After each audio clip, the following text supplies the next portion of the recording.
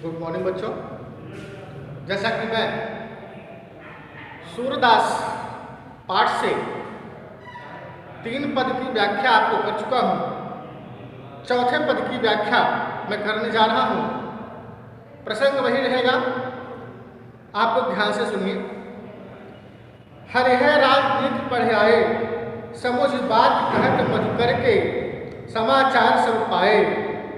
एक अति चतुर होते पहले ही, अब गुरु ग्रंथ पढ़ाए। बड़ी बुद्धि जानी है उनकी, जोग सदेशा लाए। जोग सदेश पठाए, ऊधो भले लोग आगे के, परहित डोलत भाए। अब अपनो मन फेर पाई हो, चलत जूते चराए। हे क्यों अनीत करे आपुन, जे और अनीत छुड़ाए। राम राज धर्म तो यह सूर, जो प्रजा जाहि सताए। इसमें बेटा मधुकर भौरे के लिए प्रयुक्त हुआ है। उद्धृत भौरा जो है उद्धव के लिए गोपियों द्वारा प्रयुक्त किया गया है। एक माने एक, अर्थ माने बहुत, होते माने वे, पढ़ाए माने भेजा, आगे के पहले के, परहित दूसरों के कल्याण के लिए, डोलत घूमते, फिर से पाई है पालेंगी, अनीत माने अन्याय। प्रस्तुत पद के माध्यम से गोपियां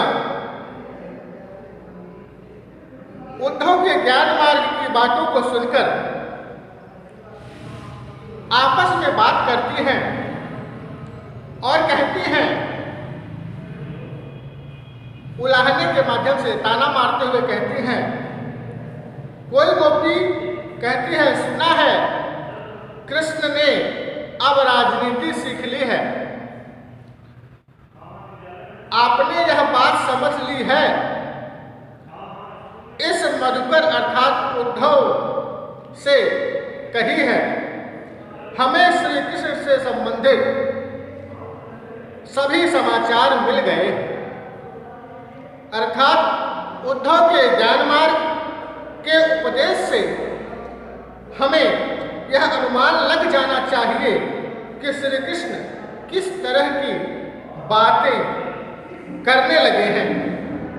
एक तो वे पहले से ही बड़े चतुर चालाक थे। अब प्रेम करके उन्होंने अपनी चतुरता और दिखला दी है। उनकी बुद्धि का पता तो न तभी चल गया था जब उन्होंने युवतियों अर्थात स्त्रियों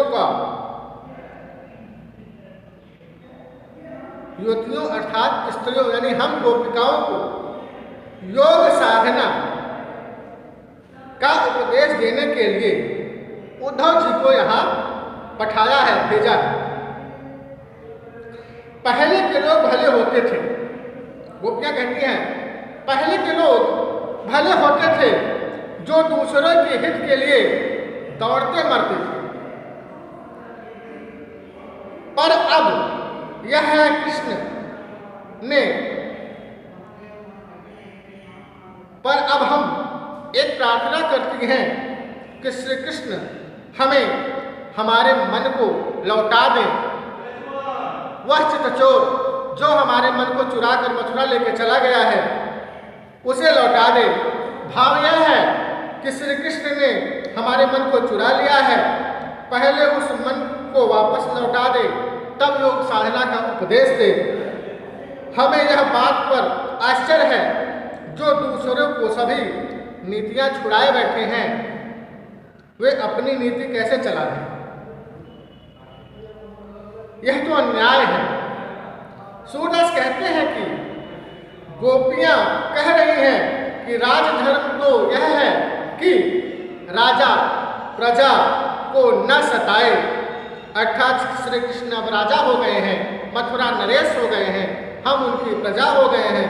अर्थात श्री कृष्ण हमें इस तरह दुखी करके, सता करके राजधर्म नहीं निभा रहे हैं, अपना राजधर्म नहीं निभा रहे। अतः श्री कृष्ण से जाकर ये कहना उद्धव कि सबसे पहले जो हमारा मन चुरा कर ले गए हैं उसको वापस कर दें और हमें पहाड़ा न पढ़ाएं, कहानी न बताएं, योग साधना का उपदेश न दें तो ज़्यादा अच्छा हो। कुछ प्रश्न है इस स्टेंजा से। पहला, गोपियां उद्धव को क्या ताना मार रही हैं? दूसरा, राजधर्म में क्या बताया गया है?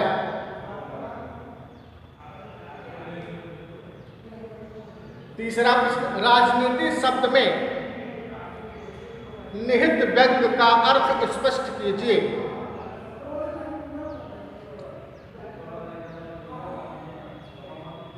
अगला प्रश्न, मधुकर शब्द का क्या अर्थ है और यह किसके लिए प्रयुक्त हुआ है?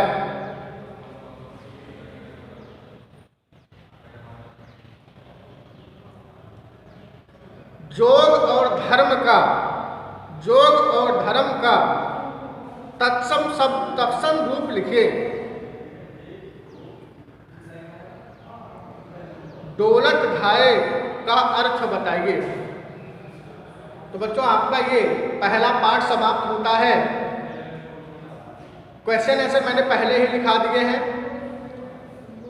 अब इसमें रचना और अभिव्यक्ति का कुछ प्रश्न बचता है जिसको मैं आपको फोटो खींचकर भेज दूंगा। आप लोग लिख लेना रचना और अभिव्यक्ति के क्वेश्चन को। और आप लोग बच्चों जल्द से जल्द एडमिशन कराइए, फीस जमा करिए, जिससे कक्षाएं सुचारू रूप से चल सकें। धन्यवाद।